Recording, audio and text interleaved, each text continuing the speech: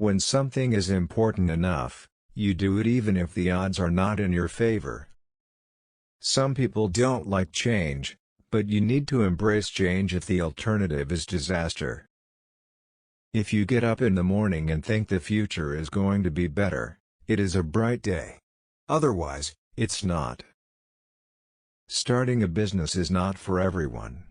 Starting a business, I'd say, number one is have a high pain threshold. If we drive down the cost of transportation in space, we can do great things. It's okay to have your eggs in one basket as long as you control what happens to that basket. When I was in college, I wanted to be involved in things that would change the world. I think we have a duty to maintain the light of consciousness to make sure it continues into the future. It's very important to like the people you work with. Otherwise, your job is going to be quite miserable. When Henry Ford made cheap, reliable cars, people said, "Nah, what's wrong with a horse?" That was a huge bet he made, and it worked. I don't create companies for the sake of creating companies, but to get things done. Man has the power to act as his own destroyer, and that is the way he has acted through most of his history. If you're trying to create a company, it's like baking a cake. You have to have all the ingredients in the right proportion.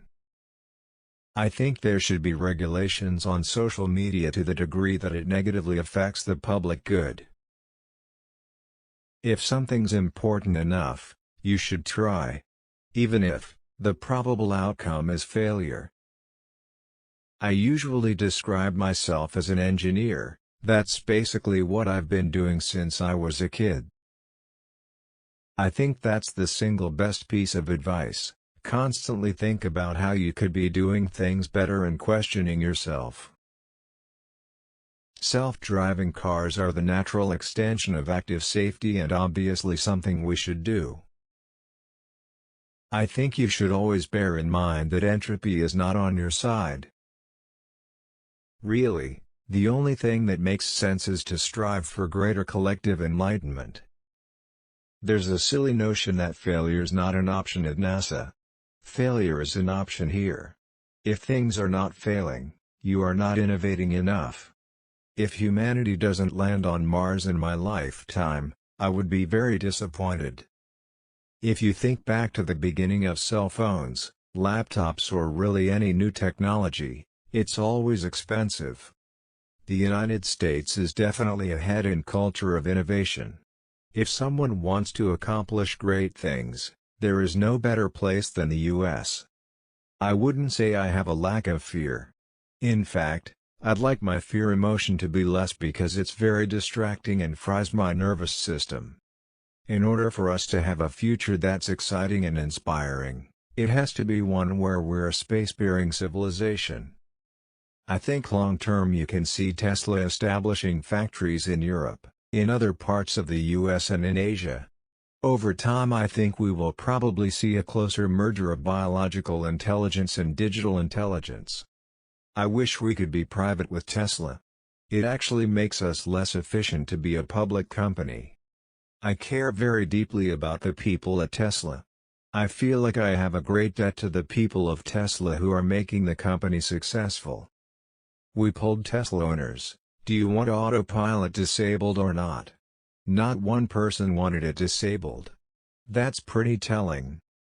I think it's very important to have a feedback loop, where you're constantly thinking about what you've done and how you could be doing it better. I don't spend my time pontificating about high-concept things, I spend my time solving engineering and manufacturing problems.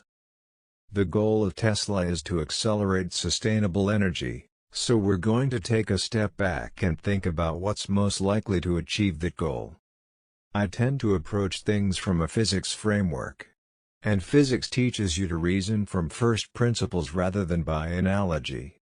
I just want to retire before I go senile because if I don't retire before I go senile, then I'll do more damage than good at that point. Physics is really figuring out how to discover new things that are counterintuitive, like quantum mechanics. It's really counterintuitive. Biofuels such as ethanol require enormous amounts of cropland and end up displacing either food crops or natural wilderness, neither of which is good. I'm trying to construct a world that maximizes the probability that SpaceX continues its mission without me. I think a lot of the American people feel more than a little disappointed that the high-water mark for human exploration was 1969. The dream of human space travel has almost died for a lot of people.